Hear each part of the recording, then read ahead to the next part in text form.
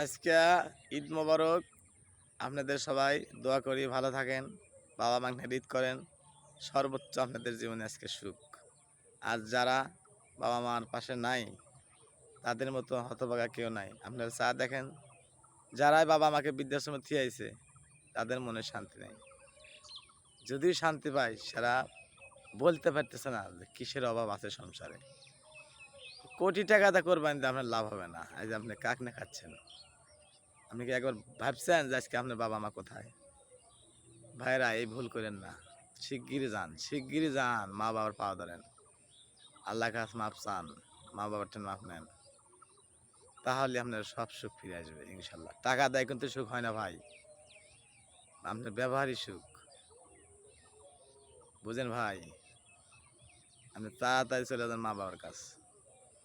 আপনি বললে কিন্তু মা বাবাই কানবে বেশি। শ্বশুর শাশুড়ি বহুত থাকে, তারা আসবে দেখবে তা বাদে। আইসা দেখবো কি জানেন, গড় আনায় মা পড়ে রয়েছে আপনার, আপনার বাবা অজ্ঞান আছে রে, আপনার বড় ভাইটাও অজ্ঞান আছে, ছোট ভাইগুনা কি করতেছে জানেন?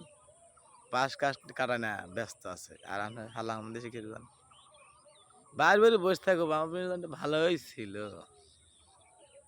বোনের জামাই ভালোই ছিল। আর আপনি মাটি দেওয়ার পর পর এসে দেখবেন আপনার ভাই বোন তো অজ্ঞান, আর আপনার শালা সম্বন্ধে কি করবে জানেন? ওর দামি গাড়ি নিয়ে বেড়া যাচ্ছিল, আপনার বউ পাঠা দিব, আপনার 40 খাওয়া লাগে আপনার বউ বিয়ে বসবো।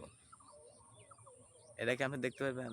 কাজে এখনো আপনার সংশোধনের সুযোগ আছে।